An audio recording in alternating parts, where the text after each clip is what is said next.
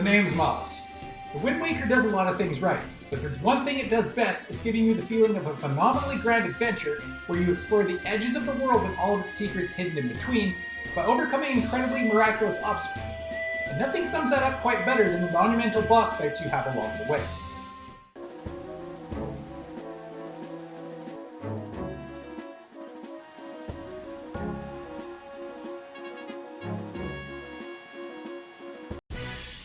Sure, Wind Waker is more of a cartoony Zelda game, but that's no excuse for having Puppet Ganon looking so incredibly ridiculous. They took the wooden puppet on strings for him from like the early 1920s and cartoonized it, as if it needed any more distance from reality. And if the design wasn't stupid enough, then the fight itself was the last bullet to cement itself as the worst boss fight in the game. It's bad when the rehashed black and white memory boss battles were more memorable than Puppet Ganon. Now the spider in the second boss phase was pretty fun, utilizing the reflection in the water to find out where he's gonna land so you can line up a light arrow shot to his tail. Kinda reminiscent of Blazetta from Twilight Princess. But that is really the highlight of the fight for me. And that's kinda sad. And I haven't even mentioned the final phase of the fight yet. A Moldorm-like battle where he's randomly moving around at high speeds and you need to shoot his tail while all of this is happening. It's bad enough that you need to send prayer after prayer shot, but remember, by now you're running dangerously low on magic. Magic you need for the light arrows to do damage to his tail. And unless you have a green potion or a healthy dose of grandma's soup, you've kinda screwed yourself over if you run out of magic. Not exactly the best thought out boss of the game.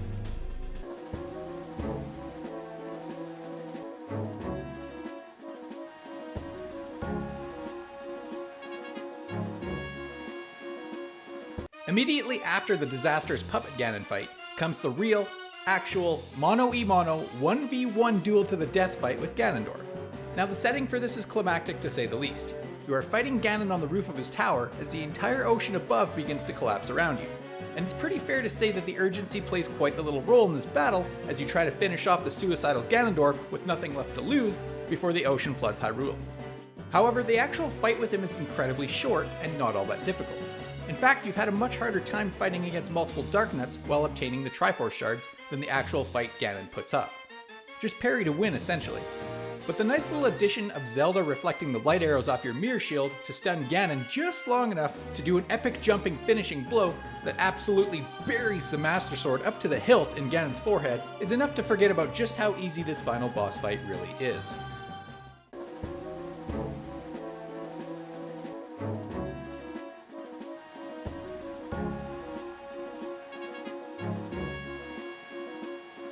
I'm not gonna lie, I wanted to place this boss much higher, but in my recent playthrough I've come to realize it's not all it's cracked up to be. Obviously you can't ignore how intimidating and scary Mulgara looks, and the cinematics and music that go with it are absolutely phenomenal. Especially the part where the giant beast is diving at Link and just misses his bite while Link is running away as that high-paced tune in the background spikes your adrenaline.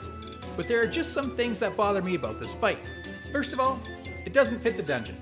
It belongs in a sand temple, not a wind temple.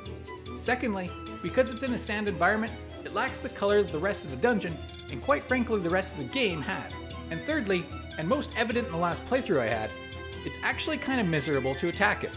Now maybe I just suck, but I can't get over just how annoying the hookshot bosses are in a lot of Zelda games, where you wait around and wait for their weak spot to be grappled, only to be attacked by its minions when you finally get the opportunity to reach it.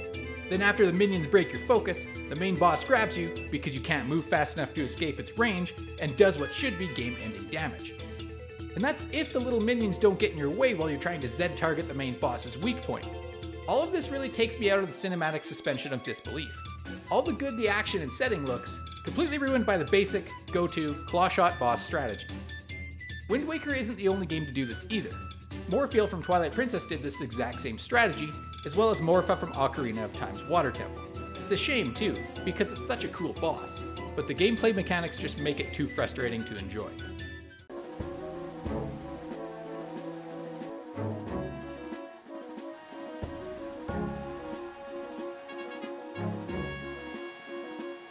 Speaking of bosses that you can't escape from fast enough, Calidamos is famous for snapping shut before you can escape it.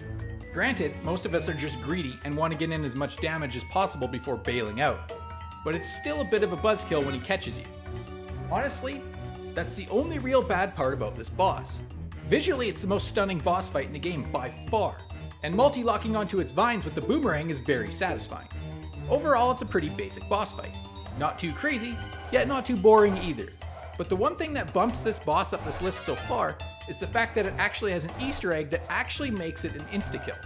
Once you stun Calidemos by cutting off its vines so it packs the ground and opens up, instead of attacking its weak point, pour some mystical forest water on it instead and boom! Dead boss plant. I absolutely love this concept and wish it was done more often, but it needs to be hard to figure out, or have some hidden side NPC give you the secret information. Otherwise, what's the point of a boss if everyone knows how to effortlessly kill it?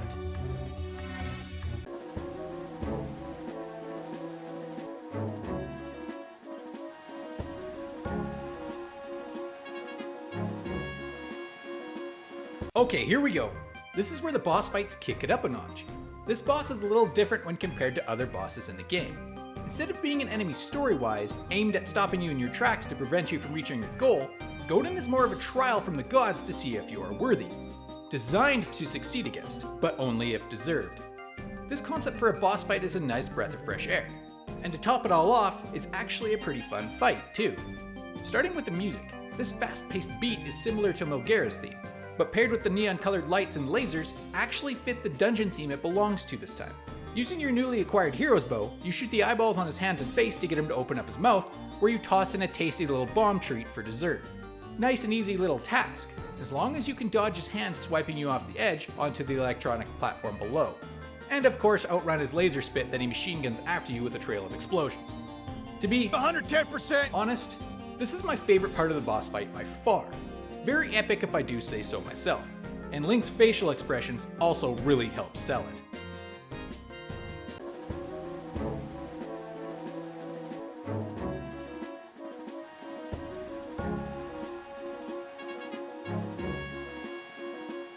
I had fun with this boss. Now I can totally see how some people might not like it very much.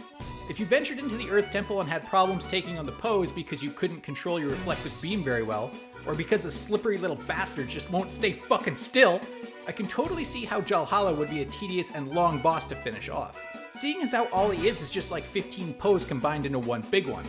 Now if this was the case for you, may I present to you two pieces of knowledge to make this fight incredibly more enjoyable.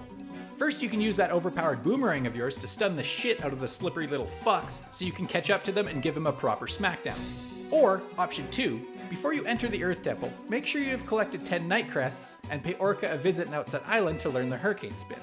With this move, Jalhalla is incredibly easy to fight. Once you stun him with the light and toss his big ass into the spike wall, charge up your Hurricane Spin as he's splitting into his underlings, and unleash centripetal hell. After doing this 3 times, it's game over. No chasing around dancing ghosts, no drawn out battle of endurance, just pain. Efficient pain. For Jalhalla, of course.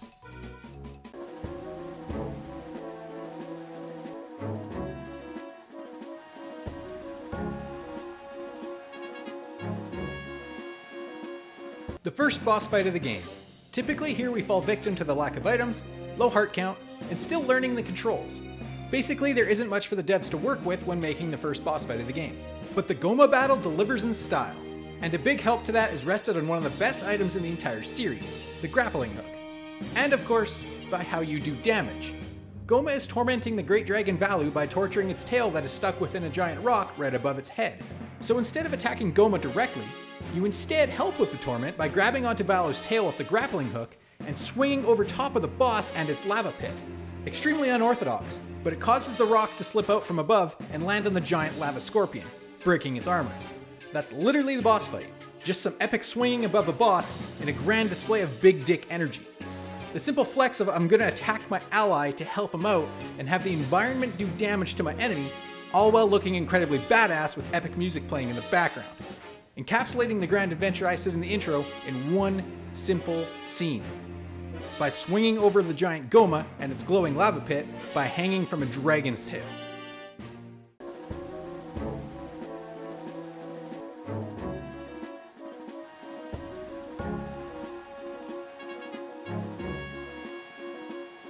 You spend half of the game tracking down your sister and waiting to get revenge on that giant thieving bird. And once you finally get to the Forsaken Fortress, his punk ass tosses you miles out to sea.